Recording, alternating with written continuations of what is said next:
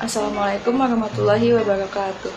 Halo semuanya, balik lagi sama aku Ardina Puspita Wahyunityas. Di video kali ini aku ingin berbagi sedikit materi tentang kinematika gerak lurus.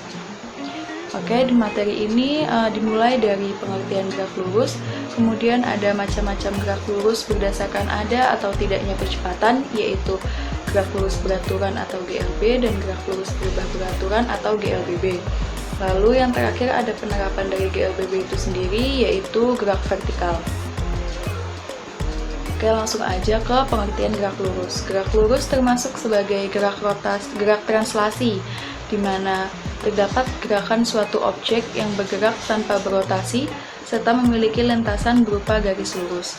Contohnya yaitu motor yang bergerak di jalan lurus, mobil yang bergerak di jalan tol, apel yang jatuh dari pohonnya, serta gerakan lain yang bergerak pada jalan lintasan lurus. Adapun komponen-komponen dari gerak lurus itu sendiri, yaitu yang pertama ada jarak perpindahan, dan yang kedua ada kelajuan dan kecepatan. Jarak dan perpindahan. Jarak dan perpindahan ini memiliki pengertian yang berbeda. Seperti gambar yang di samping, jika suatu pagi siswa berangkat sekolah dengan jarak 900 meter dari rumahnya, kemudian ketika sampai di sekolah, siswa merasa sakit sehingga harus izin pulang ke rumah. Maka siswa tersebut dapat dikatakan telah menempuh jarak 1800 meter tanpa melakukan perpindahan. Dengan kata lain, jarak merupakan panjang lintasan yang termasuk besaran skalar, sedangkan perpindahan merupakan besaran vektor, di mana perubahan kedudukan dari benda tersebut. Kemudian yang kedua ada kelajuan dan kecepatan.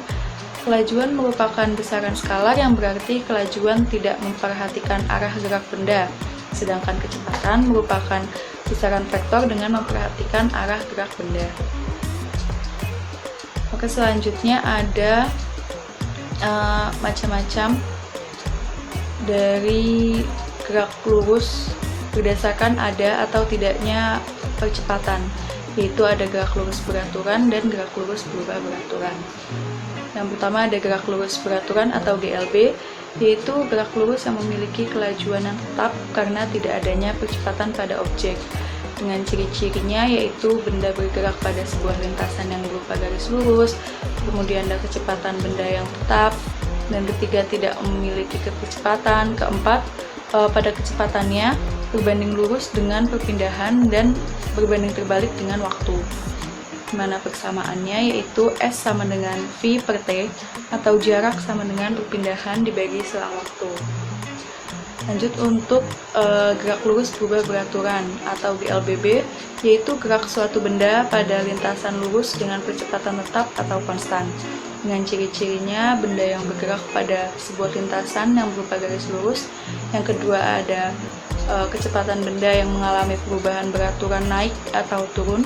Dan yang ketiga ada benda memiliki percepatan tetap. Dengan persamaannya yaitu kecepatan akhir sama dengan kecepatan awal ditambah percepatan dikali waktu. Lalu yang kedua ada jarak sama dengan kecepatan awal dikali waktu ditambah setengah dikali percepatan dikali kuadrat dari waktu. Kemudian yang ketiga ada kecepatan akhir, kuadrat kecepatan akhir sama dengan kuadrat kecepatan awal ditambah dengan 2 dikali percepatan dikali jarak. Persamaan itu digunakan untuk gerak lurus berubah beraturan yang dipercepat. Untuk gerak lurus berubah beraturan yang diperlambat, itu percepatan atau nilai A-nya itu bernilai negatif. Kemudian ada gerak vertikal, di mana gerak vertikal ini merupakan penerapan dari gerak lurus berubah beraturan, di mana sesuai dengan namanya, maka gerak vertikal merupakan gerak benda yang arahnya vertikal. Adapun gerak yang termasuk gerak vertikal yaitu benda yang bergerak ke atas dan benda yang bergerak ke bawah. Karena gerak ini merupakan penerapan dari gerak lurus berubah beraturan, maka persamaannya hampir mirip dengan GLBB. Hanya saja untuk A atau percepatan diubah menjadi G atau percepatan gravitasi bumi. Kemudian untuk S atau jarak diubah menjadi H atau ketinggian. dimana untuk benda yang bergerak itu, yang bergerak ke atas, G atau kecepatan gravitasi buminya itu bernilai negatif, sedangkan untuk benda yang bergerak ke bawah bernilai positif. Bisa dilihat ya persamaan gerak vertikalnya. Ya, sekian materi yang bisa saya sampaikan. Kurang lebihnya mohon maaf. Untuk kritik dan sarannya, teman-teman boleh banget buat ditulis di kolom komentar biar kita bisa sama-sama belajar. Terima kasih. Wassalamualaikum warahmatullahi wabarakatuh.